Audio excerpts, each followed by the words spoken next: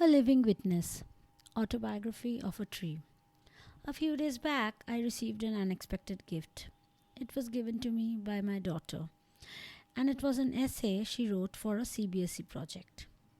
Hi, this is Dr. Amrita, and you're listening to the Health with Bridge podcast. I never realized the effect on kids when they see their parents become tree lovers.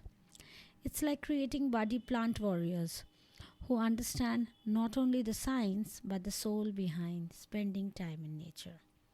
As a family, we spend weekends playing outdoors. Rain, sun, or cold, we have a walk amongst the green trees, the flowers, and recharge our soul. I always wondered why people didn't spend more time on technology to make green spaces while innovating. Maybe that's something I need to start trying too. But if I can't do it, I hope all the kids who love plants and trees find a way back to nature's lap. That's why when I read my daughter's essay about a living witness, I knew I had to publish it on the blog and talk about it on this podcast. After the project submission, that's what I did. So parents will realize that walking the talk is way more important than just talking. Autobiography of a Mango Tree. I am a mango tree. I stand tall and proud amid quite a few others, but I am the biggest and oldest. I have seen things people never ever dreamt of.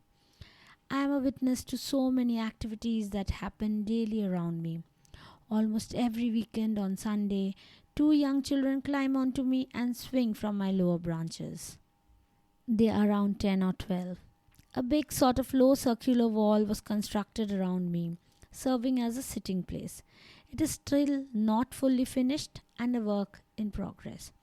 The children and their parents don't seem to mind. The adults sit there and chat while the children enjoy running around on the wall and getting up as high as possible on the branches. Often a younger child comes, a girl of only around 3 or 4. She needs the others' help to get up on the branches. When everyone is tired, they rest and eat the juicy mangoes I bear every mango season. There are so many squirrels and small birds nesting in my leaves.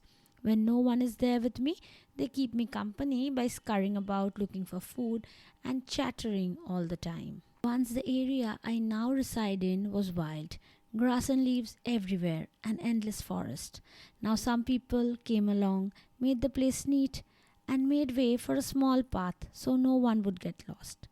I guess that had its good points. I get so many visitors on the weekend, but I used to like the quietness too.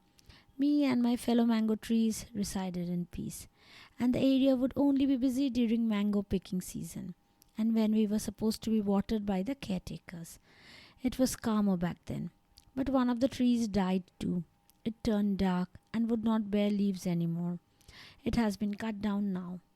The place is still littered with leaves and the old branches. We can tell that the sound carries in the calm whenever someone steps into the small forest. I help so many people. I give humans shade in the sweltering heat.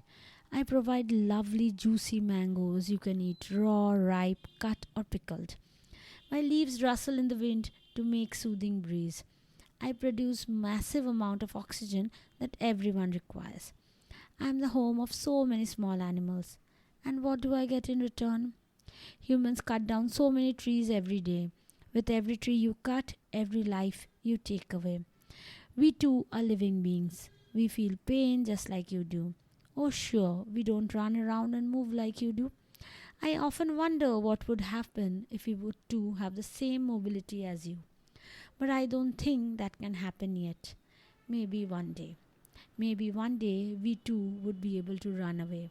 When you cut a tree, you simultaneously do so many bad deeds at once. We can no longer produce oxygen, bear fruits, or give shade. You dislocate so many homes of animals that resided there once. And of course, cutting a tree is just so wrong in whatever aspects you look at it. And yet, I have heard so many people say, oh, we can cut a tree here and plant a sapling somewhere else. There's no harm. Large trees produce large amount of oxygen. Small trees produce small amounts of oxygen. The logic is as simple as that. So no, there's no harm is incorrect. I often feel angry that I can't speak out and say my opinions. Unfortunately, I don't have a mouth to talk with, so it makes things a little bit difficult.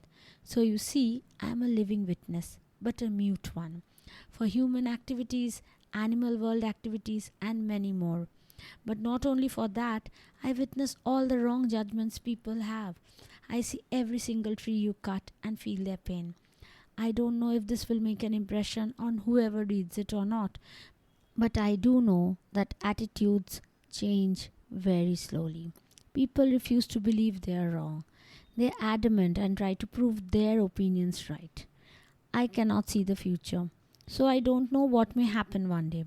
I just hope that one day humans will understand the truth in the statement, when all trees are dead, we all shall be dead too, for we cannot live without them. You were listening to Dr. Amrita on the Health Well Bridge podcast.